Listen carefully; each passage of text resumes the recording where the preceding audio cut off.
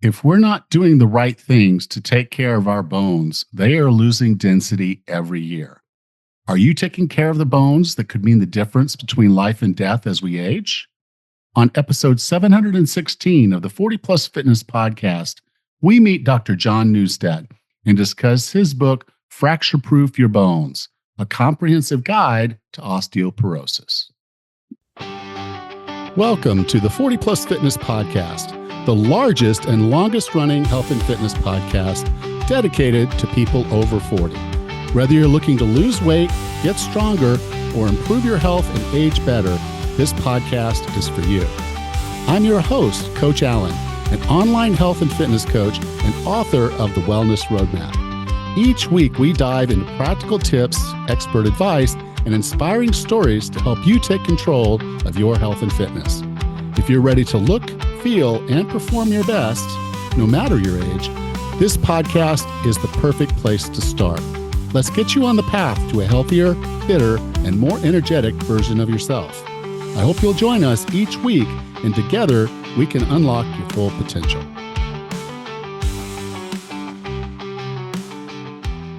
Hello, and welcome to another episode of the 40 Plus Fitness podcast.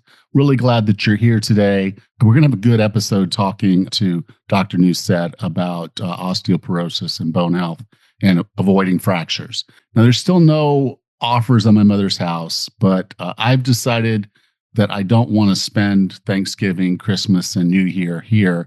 So I'm planning a trip home. I'd really hoped that there would be an offer on the table by now, but and we would just be figuring out a closing date. That's kind of what I was hoping, but I guess that's not how it's going to happen. So I'm a little stressed out, but I'm still sticking with my new routine, and I hope you are too. I'm feeling pretty good. So, if you started, keep at it. Keep at it. That's all you can do is just get that consistency, get that momentum, and charge on. But I am very interested in how you're doing. So why don't you let me know? Give me an email. coach@40plusfitness.com. That's coach@40plusfitness.com. Just email me quickly and let me know how you're doing. I'm really interested. Our guest today has spent decades researching the underlying causes of disease and working with clinicians and patients to improve health outcomes through natural and integrative medicine. He is on the corporate advisory roundtable of the Bone Health and Osteoporosis Foundation, vice president of his state medical association, and a frequent speaker at medical conferences, always seeking to create solutions. When he couldn't find the nutritional product he needed to help his patients, he created nutritional biochemistry to provide dietary supplements that contain the doses and forms of nutrients shown in clinical trials and basic research to work. He has published more than 100 research reviews and written 4 books, including the one we're going to discuss today. With no further ado, here's Dr. John Neustadt. Dr. Neustadt, welcome to 40 Plus Fitness. Thank you. So the book is Fracture Proof Your Bones, a comprehensive guide to osteoporosis. And I like there's a lot that was in this book. I've trained to train other older people, and you educated me on a few things that I had not really considered with regards to that whole process, because it's actually quite fascinating. And I don't think people understand the skeletal system nearly as well as we probably, even trainers, as much as we probably should. So there's a lot in this book for anyone that's concerned as they get older. Yeah, I wrote it because, partly because of that, because as I was having conversations with patients and people in the general public, that they were not getting first of all, an adequate information to be able to evaluate their choices, make informed decisions, but also comprehensive enough information so they could really understand everything that they could do to protect their bones, improve their bone density, maintain their bone strength, reduce their fracture risk, all things that as we age, all those risks go up. And one of the things that hopefully I accomplished in this book was showing that through these holistic approach that I've developed and walk people through creating a plan for themselves. When they go through this program, when they create this plan and they implement it, not only are they improving their bone health and reducing their osteoporosis and fracture risk, but they're also, because it is holistic, And because a lot of the recommendations are, fundamental exercise, diet, lifestyle, and others, they're also reducing their risk for cardiovascular disease, dementia, you name it. There's a long list. Cancer. And I think that was what's so interesting about our bones. They're a structure that our whole body is built on, but they're alive. And they're ever changing, they're alive. And so it's not like they're just it's not like just a frame. There's a lot more to it. And the things that we do that will protect their bones are also the same things that protect all of us. Yeah, I think that's what's so fascinating about all of this. Can you kind of just go through and talk a little bit about bones and what they are and how they're made, how they're changed and all? Yeah. So, I mean, they are miracles of biology. Or I've gotten into this topic. And by the way, 20 years ago, when I started looking more closely at bone health and osteoporosis, I never saw my career taking this path. In my clinical practice, I had some patients coming in with osteoporosis, and I was doing my job. I was helping them holistically. Their bone density was going up. They were happy. My mother-in-law had osteoporosis, and I was helping her with some recommendations, and her physician had her on Fosamax, and her bone density was going up. And I was happy, and she was happy, and her doctor was happy. But then she tripped and broke her hip. And I thought to myself, something's wrong with this picture, because by that objective test, that bone mineral density test, she should have been protected, and she wasn't. And when I dove into the research to try and understand it, what I realized is that the conventional emphasis very narrowly on that bone mineral density test is almost completely misplaced. The ability of the bone density test to predict a fracture, which is the most dangerous thing with osteoporosis, is quite poor. It's less than 50%. In fact, a woman with osteoporosis, a bone density test only predicts 44% of them who will break a bone, and only 21% of men. And every medical association and organization that's looked at this issue has correctly concluded that fracture risk depends on factors largely other than bone density. And it's breaking a bone that's the most dangerous thing with this condition. If you're a woman and you fracture your hip with osteoporosis, they're up to about a 36% chance that you're going to be dead within a year. And a woman's risk for an osteoporosis fracture is equal to her combined risk of breast, uterine, and ovarian cancer. And yet, you don't have these huge marathons and awareness of, fundraising campaigns of let's beat osteoporosis, cure osteoporosis. It doesn't exist. And so it's this silent condition and this silent disease that has no symptoms. Oftentimes the first symptom is when somebody breaks a bone. And so understanding sort of that miracle biology, what our bones sets the table for understanding what we can do to improve our bone health as well. Because as you mentioned, they are more than just structural. The bone mineral density test only evaluates the quantity of minerals that are in bone, like the calcium, magnesium. And that's not the quality of bone. In fact, bone is a complex tissue. Like all tissues in our body, it's made up of different things. And the mineral component is just one piece of this larger puzzle. The protein component, the extracellular space is largely ignored. And there are 180 to 200 different proteins in bone, including collagen. Collagen is a structural protein in bone that actually gives bone its ultimate strength. Strand for strand, collagen is stronger than steel. And when you have healthy collagen, it's flexible. So that means that, and the minerals bind to the collagen. So healthy, flexible collagen means when you fall, that impact can be dispersed and absorbed through a larger volume of the bone. And the bone can actually deform a little bit and accept that impact without being brittle and breaking. But if you remove the collagen from bone and you strip it away and all you're left is the mineral, it's extremely brittle. But if you strip all the minerals away and all you're left with is the collagen, it's indestructible. You can do that. You can do this experiment at home if you want. Take a chicken bone and soak it in vinegar and change it out every couple of days. And after maybe 4 or 5 days, the minerals will be all stripped away from that. It'll demineralize the bone, and you're left with that protein, the collagen and other proteins. And it's like a rubber chicken bone. You can bend it and hit it against a wall, run over it with a car. It is indestructible. That's the power of the collagen. And those are, sort of, the end products of a complex metabolic process, meaning our bodies can produce collagen. Our bodies can take the minerals and deposit them where they need to be in bone. And bone it's a living tissue. And there are two metabolically active, primary metabolically active cells in bone, the osteoblasts and the osteoclasts.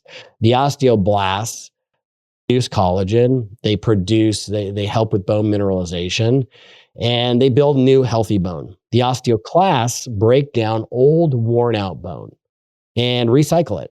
That's necessary because over time bone can become weaker, and over 10 years, and about every 10 years, you have all new bone. It's been completely turned over, completely recycled. It's incredible.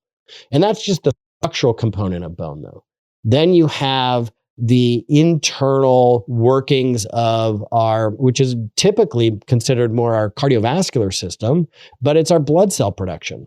Your bones produce your blood cells, your red blood cells to transport oxygen through the body, your white blood cells for your immune health, and platelets for healthy blood clotting. And then beyond that, what you have is this incredible connection with the rest of the body in hormones. So there are melatonin receptors in bone. Most people don't know that. Most doctors don't know that. And so there's a clinical trial of taking 1 and 3 milligrams of melatonin, and it improved the bone density in women. Now, that's interesting because it also then has a connection with sleep. Because in sleep deprivation, people with insomnia, for example, there is a higher rate of osteoporosis and an increased fracture risk. There's a higher rate of bone loss when people aren't getting at least an average of 6 hours of sleep a night. That sweet spot, the healthiest, is possibly about 7 to 8. But that could be the connection then with melatonin, decreased melatonin. We see that in night shift workers as well, where they have lower melatonin. And so that's a connection with the rest of the body. Then you have serotonin. Your body has serotonin receptors in it as well. And this then gets more into what I would consider sort of an environmental component of bone and how it's connected to other things you might be putting into your body. So there are a lot of people on medications.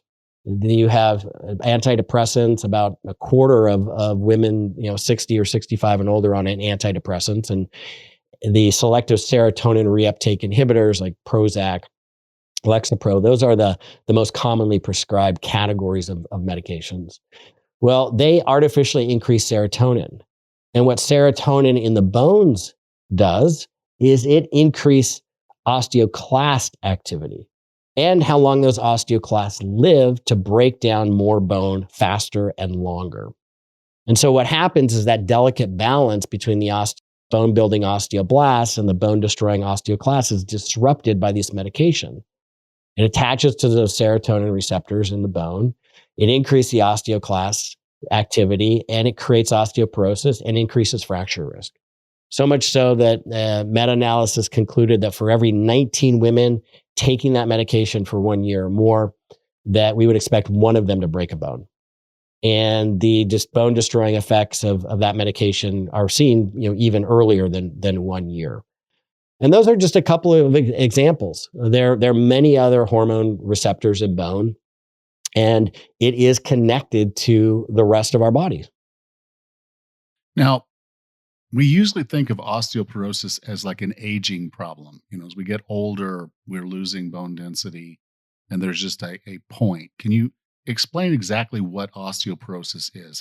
Because it's, there's osteopenia, where we're losing bone, but there's osteoporosis, which is when we reach a particular point, right?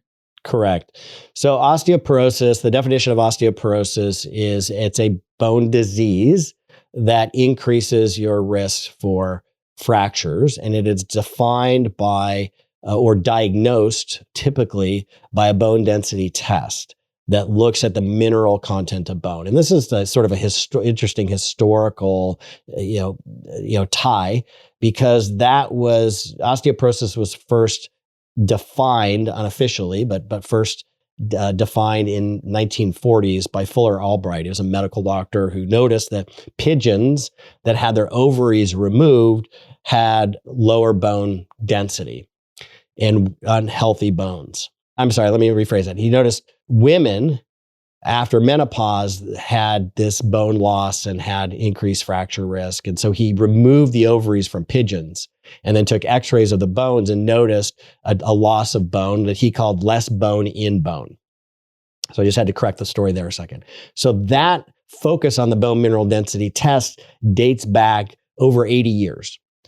And why that's important is because I said a little earlier that narrow focus on that bone mineral density test, it's kind of like missing the forest for the trees. It's not that predictive when it comes to fractures. And so they're looking at a marker on a test.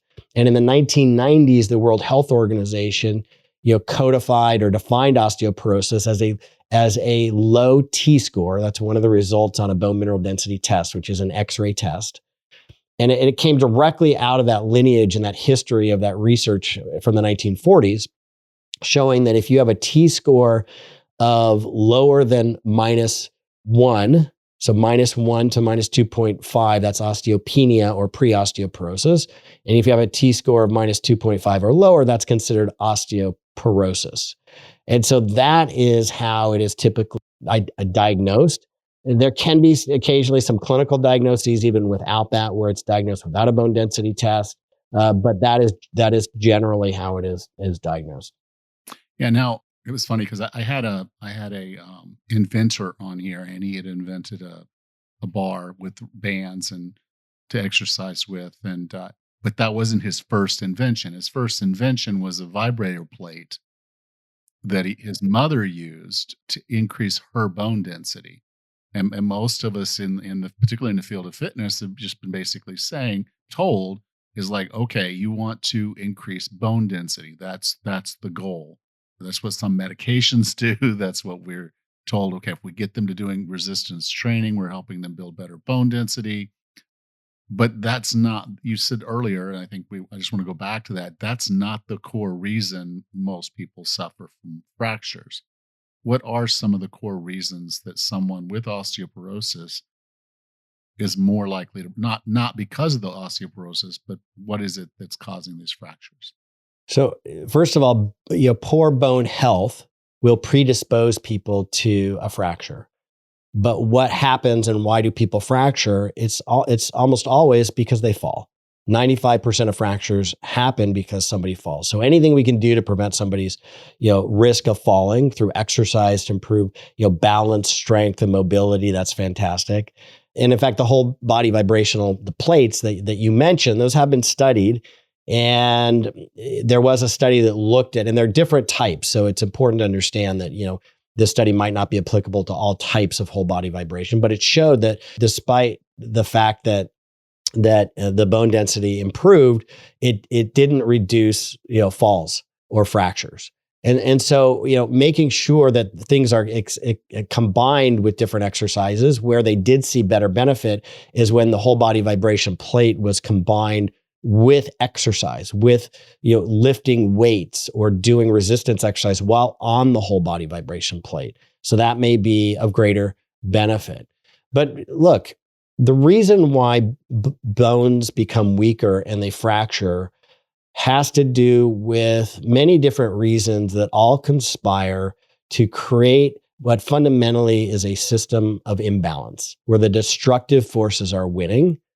And our job is to help people understand, or my job, what they can do to rebalance their system and even tilt it towards the health promotion side, towards that osteoblast building side to rebalance that, because you can improve bone density. You can improve and maintain bone strength. But again, just looking at that bone density mineral test and focusing only on that is absolutely misplaced. In fact, you mentioned the osteoporosis medications and they increase bone density.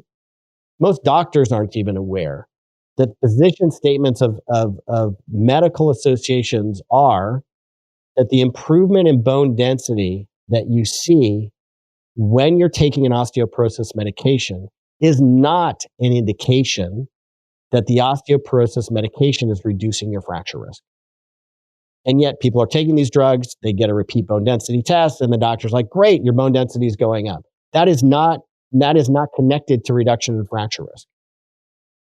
And in fact, most medications are not effective if you've never had a fracture with osteoporosis before, and you're trying to prevent your first fracture from ever happening. Most medications are not effective at preventing the most dangerous type of fracture, and that is hip fractures. Now, one of the ways, because you talked about bone health and you talked about how we could support our osteoblast. Blast. Okay, Mm-hmm. lots of words. Is the what you call the osteoporosis diet? Could you take us through that? Because again, this is our really it's any things we do because this can make us healthy everywhere. What I liked about your approach here was okay. This isn't just a bone diet. This is a living diet that will help you across the board. Which could you talk a little bit about it? So the fundamental premise of it is look, we all have to eat every day. So with every bite of food, you're either feeding your health or promoting your disease. So let's understand what healthy choices people can make, what dietary pattern. A lot of people they come and they ask, what food should I eat? What individual food should I eat? They focus on food. And really what the research shows is it's somebody's overall dietary pattern, not any one individual food or category of food. It's this network of interactions. And it's very clear that following a plant-forward diet, which is essentially a Mediterranean dietary pattern, with also having ample amount of protein, is associated with better bone health and lower fracture risk and lower osteoporosis risk. That Mediterranean dietary pattern is associated with a 20 or 21% reduction in osteoporosis risk and reduction in hip fracture risk. And the more somebody adheres to that, the greater the benefits that they have. And so having that that understanding of the power of diet, that you don't have to go out and spend a ton of money on changing your whole entire life and investing in equipment and doing all of these super high-tech things. Oftentimes it's the low-tech activities that we're doing every day that just need to be tweaked a bit that can give you incredible benefits. And when somebody is adhering to that Mediterranean dietary pattern, it's also associated with reduction in diabetes risk, obesity risk, cardiovascular disease risk. It's linked to lower risk of cancer, all cancers, breast cancer risk, death from breast cancer, death from prostate cancer, and the list just dementia risk, Parkinson's disease. There's not one negative study I've ever seen on this diet. Now, it's funny because as a fitness professional, we're told, okay, the best way to help build bone density is weight-bearing exercises. But in the book, you kind of you didn't turn that on its head because it's still appropriate. But you kind of brought up some pretty important things that fitness could also be the way that we fracture one of these bones. Could you talk a little bit about, how to approach fitness in a more responsible way so that we aren't wrecking ourselves? Like anything, it needs to be something that is appropriate for the individual based on their medical history and their risks. So it needs to be safe. And of course, it needs to be effective. But beyond that, the best exercise that somebody can do is one that they're going to do consistently, because it's those consistent day after day, week after week, month after month habits that are what are going to turn around and completely transform somebody's health. So there are different poses. For example, in yoga, if somebody has low bone mineral density or brittle bones, the pigeon pose, standing on their head is another one that it can be quite dangerous and potentially put a lot of force where it shouldn't be on the bones and increase the risk for fractures. Similarly, if people are starting to lift weights and they're not trained how to do it properly, that can increase their risk for injury, especially if they want to do high intensity lifting and go right into it. They can overload the bones. Their muscles aren't trained to it. Their nervous system isn't trained for that movement. And so approaching it methodically, carefully, slowly is really important. What I see oftentimes is people want this quick results. They don't have a history of exercising, or they're trying a new exercise, a new routine. And in this world that we're in of physiology, speed is not your friend. Our biology does not work at the pace of this type A personality, kind of world that we live in. And slow and steady wins the race, just like that old parable we all know as kids with the rabbit and the turtle. The turtle won the race because it was that consistent effort day after day, just plodding along. So slow and steady is really what I recommend. And that goes for diet too. The Mediterranean dietary pattern that I talk about, that osteoporosis diet, eating to promote your health for the rest of your life, is really different from how most Americans are eating. It's essentially the opposite of the standard American diet that's high in ultra-processed foods and fried foods.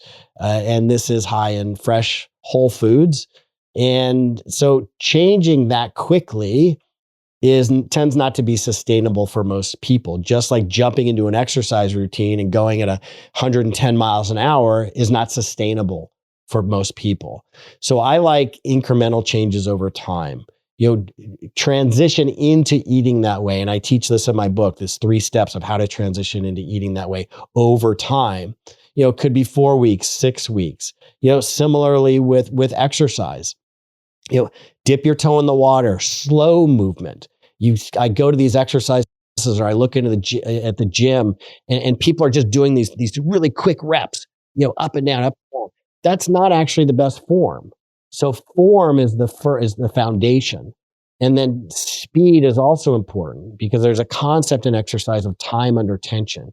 And actually, the slower you move, the longer time your muscles are going to be under tension, and the more you're going to be working them. So you can do fewer reps and move slower and get even a better workout than people who are doing faster reps and are doing more. The other thing too is when you move slowly, it doesn't overstress your joints and your ligaments, because you're not jerking and you're not putting that rapid stress across those joints. And so it's safer, and it gives your body the ability to do these exercises with lowering the risk of injury, which I also see frequently happen because people start exercising too quickly and they don't have proper form, and they think they're 20 years younger than they are. And they end up having, it gives them a setback, and they end up having to sit back, stop exercising for a while, and it goes backwards. The other thing though with exercise is it's not just going to a gym or an exercise class. Daily activities count toward movement. Even just walking 7,000 to 7,500 steps per day is associated with a 50 to 70% reduction in all-cause mortality. That's dying from anything, including osteoporosis. There was a study done with women who were cleaners at a hotel, and they told half of the group that cleaning for them and the work they were doing was actually healthy, was exercise. And then they would remind them of that during the study. And the other group, they didn't. They let them go on. At the end of the study, the women who were, and they were all women, that's why I say it, the women who were told that it was exercise and healthy for them and helped improve their health, they got healthier. They got stronger. The parameters that they're monitoring of their health, they all improved. And that's the other thing with mindset that is so important with this condition, or really anything in life. Even the things you do around the house can count. If you think about it, if you're conscious of what you're doing, if you're putting that intention in it. So for example, when I go to unload the dishwasher, instead of just kind of bending down like I used to do when I was younger, I'm 58 now, I actually squat down a little bit. And I look at my posture and how my back is. And when I go to load on the dishes up into the cupboard overhead, I even step back a little bit so I can get a little more of an arm reach, which actually tenses your abs up a little bit, gives you a little bit of induces the ab muscles a little bit to fire. Or even when you're brushing your teeth, you can stand on one leg, called the stork exercise, to improve your balance. So you do the bottom teeth standing on one leg for 2 minutes. When you switch to the top teeth, you switch legs. And that can help improve your balance And it works a little bit of your core muscles, a little bit of your quads and your adductor muscles for stability. So everything adds up. Yeah. It was funny because I just finished loading the dishwasher when I read that part of the book. I was like, yeah, That's good. there we go. Yeah, the Awesome. time under tension is such an important aspect particularly as we get older, because you can get a better workout with fewer reps. And as we get older, the reps add up. And so by really focusing on the exercise, not only are you putting more tension and time on the muscle, but the bone is, again, weight bearing. If it's bearing that weight, it's also feeling that resistance, and it's going to adapt, to adjust. If we do it smartly, and we get proper nutrition with proper protein, we give the body what it needs to improve rather than decline. Look, our biochemistry is so elegant and so beautiful. People get PhDs in biochemistry, but essentially it's very simply how the body uses vitamins, minerals, fats, and amino acids or proteins to do its job, and how things like nutritional deficiencies, environmental toxins, infections can interfere with that and create disease. When you give your body the environment, the exercise, the raw materials through nutrition and proper dietary supplements, your biochemistry is primed to do its job. It wants to do its job.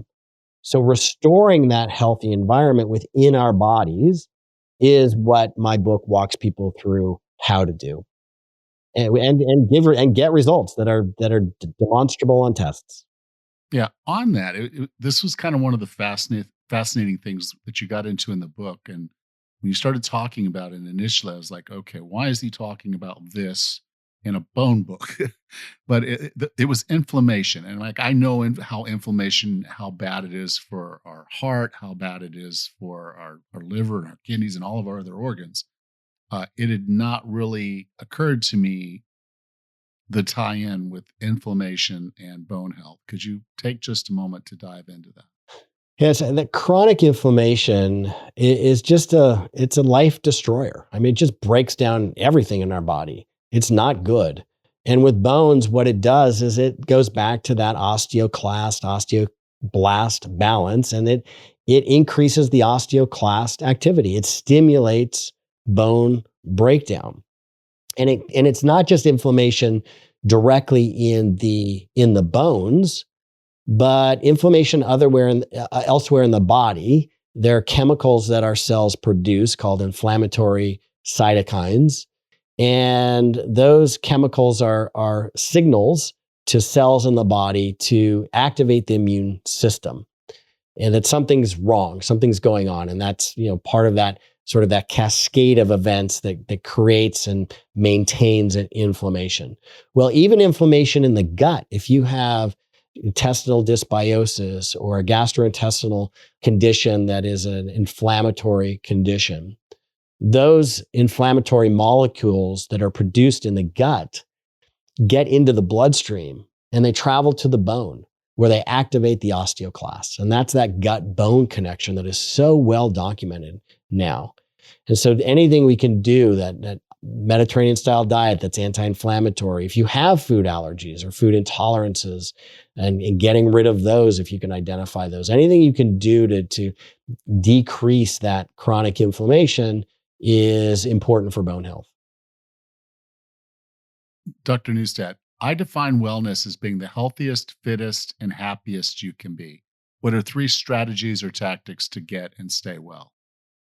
Oh, I love that. No one's asked me that question before. That is a great question. I like how you framed it.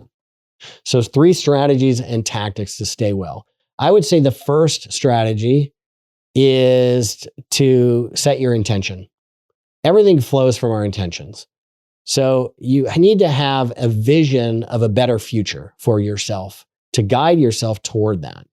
If you're stuck and you feel stuck, you're like, oh, it's never going to get better. It's never going to get better.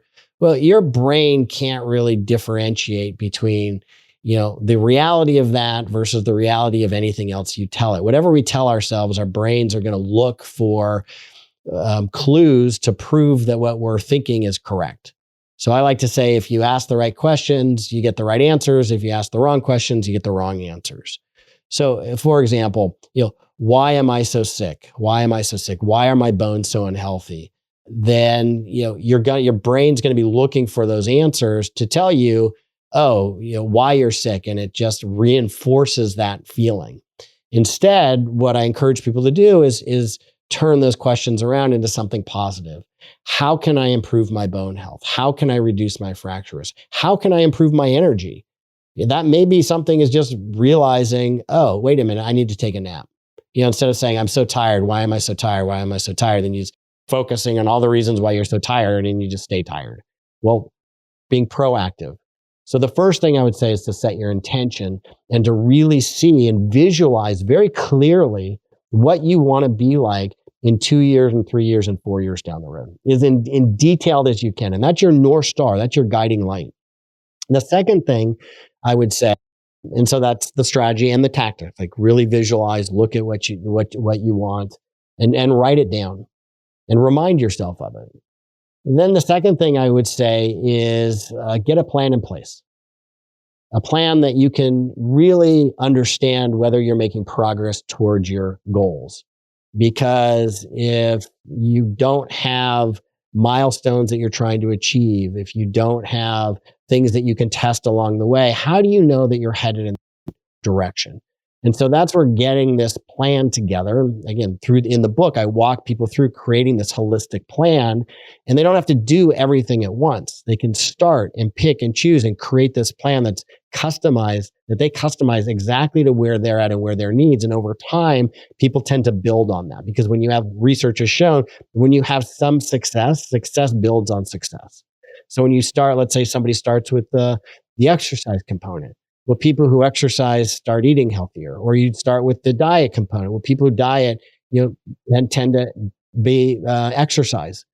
And so there are those sorts of things that are really helpful to understand as well. What is the plan, and how are you going to evaluate whether you are succeeding on the plan or whether you need to make adjustments? And then the last thing I would say is to be gentle on yourself. So many people, I think, beat themselves up, and I'm no different. I've been the same way, where I'm doing something to improve, or got a goal, I'm working towards a goal, and then I get off of it, and I'm like, and then I kind of beat myself up. Well, I would say be gentle, celebrate the wins, and realize that if you're following on this path, the only way you can lose, the only way you can not succeed, is if you give up. And so those are some of my suggestions. Perfect. Dr. Neustadt, if someone wanted to learn more about you, learn more about the book, Fracture Proof Your Bones, where would you like for me to send them? My website is the best place to find all that information, as well as products that I've developed. I developed for my patients over 20 years ago when I could not find the nutrients shown in clinical trials that I needed to help them. So I started creating products that have some unique guarantees on them, because I know clinically they work. They do what they say they're going to do. And that is at nbihealth.com. Yeah. And now with this book, again, there's so much that was in it we didn't have time to get into. The way different medications are affecting your fracture risk, and not just because they're adversely affecting your bones, but because they're more likely to make you fall. You're not sleeping well. All the things that some of the things we got into, you go into much more detail into the things that we can be doing to do this right. And yeah, fracture. And even dietary supplement. There's a chapter on dietary supplements, because a lot of these nutrients that are in products that companies are selling are not supported by the research. And so I help people understand how they can evaluate dietary supplements so they're getting the most for their money. Dr. Neustadt, thank you for being a part of 40 Plus Fitness. Thank you. If you enjoyed today's show, take a moment to subscribe so you don't miss the next one. And if you would, please leave us a rating and review on your podcast player of choice. Next time on the 40 Plus Fitness podcast, we meet Justin High and discuss his book, Stress Nation: Escape the Technology Trap, Eliminate Stress, and Reclaim Rest. Until then, have a happy and healthy week.